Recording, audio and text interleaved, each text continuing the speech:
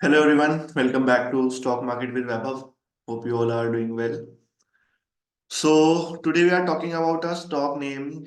Everyone knows this stock, Kotak Mahindra Bank, मतलब one of the top banks in India. अगर हम ranking की बात करें तो प्राइवेट बैंक्स में थर्ड रैंक पे कोटक महिंद्रा आता है. The first one is HDFC bank, second one is ICICI bank and the third one is Kotak Mahindra bank. So one of the market leader है ये प्राइवेट सेक्टर बैंक में, राइट. तो इसके बारे में आज हम क्यों बात करेंगे. ऑफ कोर्स मैं आपको डेटा शेयर करता हूँ किस रीजन से. तो यहाँ हम आ गए हैं screener.com पे. तो सबसे पहला रीजन जो है कि of course company market leader है, टॉप 3 प्राइवेट बैंक्स में आता है इंडिया के, राइट. दूसरा सबसे बड़ा रीजन ये है कि कंपनी का जो पी है वो चल रहा है 19.9. मतलब इतना बड़ी कंपनी है और 19.9 का पी चल रहा है. और अगर मैं चेक करूं पी इसका पिछले 10 साल का, राइट, तो पिछले 10 साल का भी पी अगर मैं इसका चेक करूं तो ये पिछले 10 साल का लोएस्ट एवर पी है. इससे पहले जो कभी लोएस्ट गया होगा विच इज 22 और माइट बी 24. बट अभी जो इसका करंट पी चल रहा है विच इज 19.9.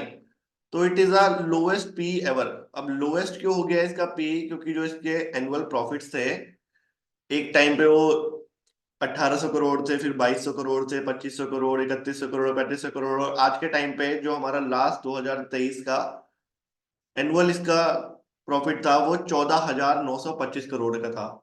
और अभी अगर ट्रेलिंग टिल मंथ के टाइम की मैं बात करूं तो 17,442 करोड़ के आसपास हो चुका है, राइट. ट्रेलिंग 12 मंथ का जो इसका प्रॉफिट है.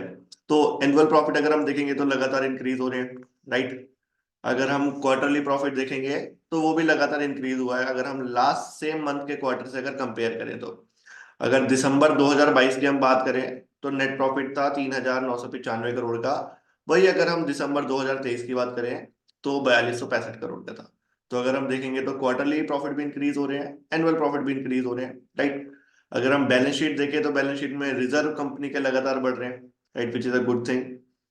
उसके अलावा फिक्स्ड एसेट्स अगर मैं देखूं तो कंपनी के लगातार बढ़ रहे हैं. पहले 2012 में 615 करोड़ थे, फिर 620 करोड़, 1200 करोड़, 1300 करोड़, 2500 करोड़, और आज के टाइम पे इनके पास 3,000 करोड़ के फिक्स्ड एसेट्स हैं जो कि लगातार इंक्रीज हो रहे हैं. मतलब कंपनी की जो एसेट्स हैं वो लगातार बढ़ते जा रहे हैं, राइट. इन्वेस्टमेंट कंपनी की अगर हम देखें तो लगातार बढ़ती जा रही है. अदर एसेट्स की अगर हम बात करें जिसमें कैश इक्विवेलेंट्स हो गए, अदर एसेट्स हो गए, वो भी लगातार इनके बढ़ते जा रहे हैं. तो बैलेंस शीट में क्वार्टरली प्रॉफिट में, ऑफ कोर्स एनुअल प्रॉफिट में और बैलेंस शीट में मुझे कोई भी कमी नजर नहीं आ रही है. कंपनी लगातार ग्रोइंग है. और अगर मैं बात करूं इन्वेस्टर्स की और प्रमोटर्स की, होल्डर्स कौन कौन है, तो यहाँ पे अगर हम देखें तो प्रमोटर्स की होल्डिंग स्टैग्नेंट है. ना वो ज्यादा बढ़ रही है ना वो घट रही है. वो पिछले 4-5 साल से लगभग लगभग सेम ही है. अगर मैं FIIs की बात करूं तो FIIs ने थोड़ी अपनी होल्डिंग को कम किया है. बट जो FII ने अपनी होल्डिंग्स को सेल किया है वो DIIs ने परचेज कर लिया है. अगर आप देखेंगे तो FII की अगर यहाँ पे 44 से 42 हुई है तो यहाँ पे DII की 13 से 14 हो गई है. ऐसे अगर 44 से चलते चलते ये 39 तक आ गई है तो DII की होल्डिंग 13 से होते होते 21% तक आ चुकी है, राइट. मतलब जो सारा पैसा है लगभग लगभग, अगर हमें इसमें 12% और इसमें भी अगर हम देखें कोई HNI अगर है तो, जैसे ये एक कैलिडियम इन्वेस्टमेंट है, ये एक HNI है, तो इसमें भी अगर हम ये 1% हटा दे तो लगभग लगभग 10% जो पैसा है, 10 या 11% पैसा वो रिटेल पब्लिक के पास है जो शेयर्स है. तो रिटेल पब्लिक के पास है. और बचे कुचे जो 90% शेयर्स हैं वो प्रमोटर्स, FII, DIIs और HNIs के पास है, राइट.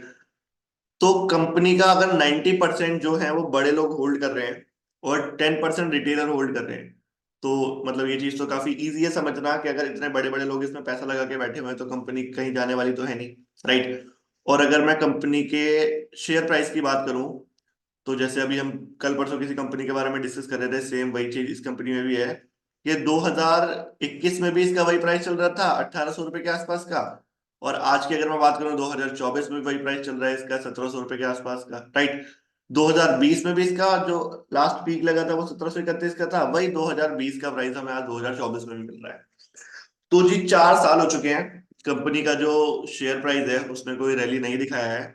और 4 साल से अगर हम देखें तो यहाँ पे हमारे DIIs वाले पैसे इसमें 2020 में भी डाल रहे थे, 21 में भी डाल रहे थे, 22 में भी डाल रहे थे, 23 में भी डाल रहे थे, अब 24 में भी डालेंगे, राइट. प्रमोटर्स ने कुछ सेल नहीं किया है, FIIs के पास भी बहुत बड़ा हिस्सा है. तो इतने बड़े बड़े लोग अगर 4 साल से पेशेंस रख के बैठे हैं, तो कुछ तो इस कंपनी से उम्मीद होगी कि हाँ, ये कंपनी आगे ग्रोथ आने वाली है और इसके जो शेयर प्राइस है उसमें रैली होगी, क्योंकि ऑफ कोर्स इन सब लोगों का पैसा तभी बढ़ेगा जब ये शेयर प्राइस में रैली होगी। बट इन सबका पैसा 2020 से लेकर लगभग आज तक उतने का उतना ही है, 10-20% ऊपर नीचे हुआ है, बट लगभग लगभग 10-20% के लिए इतने बड़े बड़े इंस्टीट्यूट काम नहीं कर रहे होते, राइट। उनका जो विजन होता है वो लॉन्ग टर्म के लिए होता है। अब अगर मैं बात करूं इसके करंट प्राइस की, तो वो 1750 रुपए के आसपास है, राइट। और इसका जो लेटेस्ट हाई बना था लास्ट, वो था लगभग लगभग 2250 रुपए का। ठीक है, ये आपको दिख रहा होगा जो ब्लैक लाइन मैंने बनाई है। उसके अलावा बीच में इसमें एक पैटर्न बन रहा था, आप सोचेंगे ये क्या है, तो ये एक पैटर्न बन रहा था जिसको हम कहते हैं reverse head and shoulder pattern, right. तो इस रिवर्स हेड एंड शोल्डर में यहाँ पे एक ब्रेकआउट होता, ब्रेकआउट के बाद अगर ये ऊपर जाता तो ये जो इसका टारगेट था 2317 रुपए होता, बट वो ब्रेकआउट हुआ नहीं था, वापस नीचे आ गया था, राइट।